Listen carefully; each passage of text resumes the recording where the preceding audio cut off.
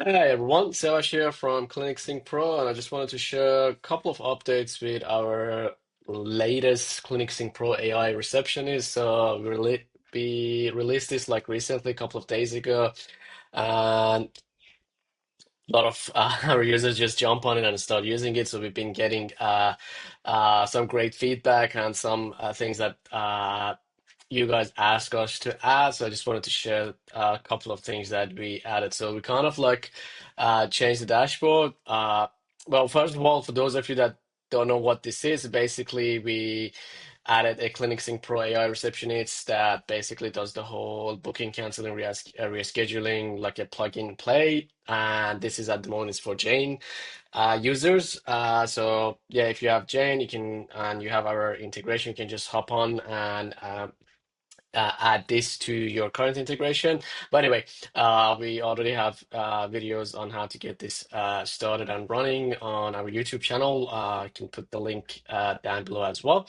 Anyway, so what we added is a couple of things. So first of all, now you can basically sort your providers, not sort, filter, sorry, filter your providers based on active or inactive. So you can basically go through that. And then we had another feedback about like those clinics that have tons of services, and sometimes the name of the services are the same, but the discipline is different.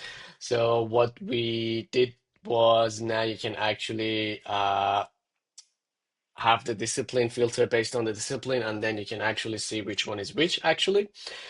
And then the other thing that we add a couple of other things. So we this is was for you guys that were kind of like thinking about like, okay, how can I make sense of this? So we got the AI performance now.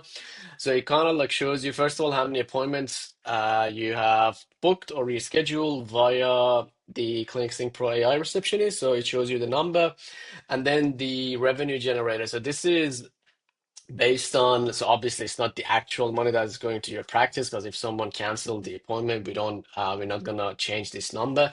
So basically what is happening is if someone come and book an appointment with you guys, and let's say it's a 30-minute massage and it's like $290 or something, then we basically add that because that got booked via the AI receptionist. So that means that this is the amount that is getting generated. And we did also something cool as well to kind of, because we got quite a few questions about like how these capacity works and whatnot.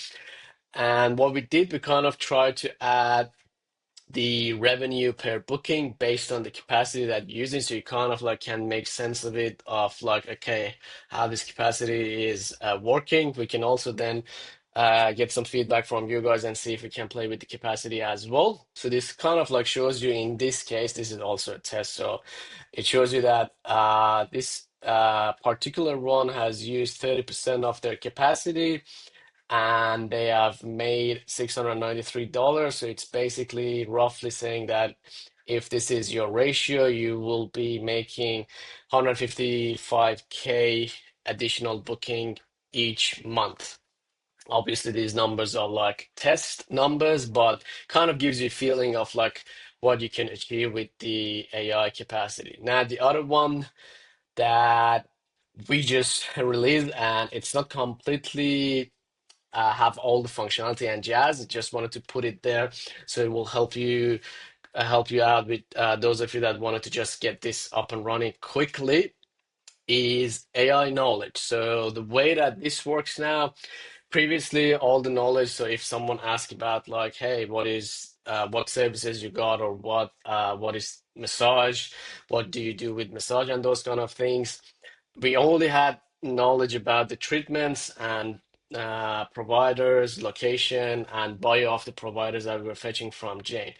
Now, with this AI knowledge, what you can do, you can put the link of your website. So this is important. You want to definitely write it like your Cairo, for example, .com, and like that, and then click on train AI.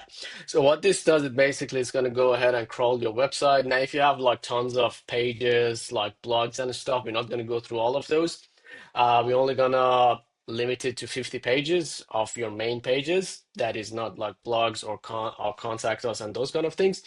And basically, read everything, and then try to use that as an AI knowledge. So if you down the track want to add like frequently asked question and those kind of things that you want the AI to be smart enough to answer those, you can implement it in your website, and then when you train it, we read those as well. This will use a little bit of the AI capacity, but not much. You won't notice a huge difference unless you keep like training, training, training.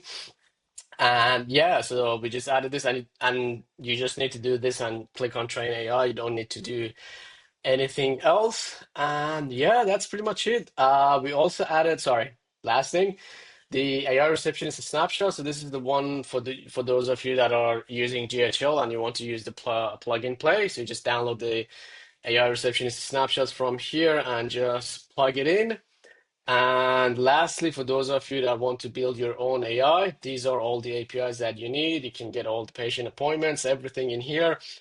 And again, just make sure when you want to call this API, check the call documentation, because this is showing you exactly what the API needs to look like when you are calling our endpoints. Well, that's pretty much it. Let me know if you have any question. Thanks for watching, and I'll see you in the next one. Bye.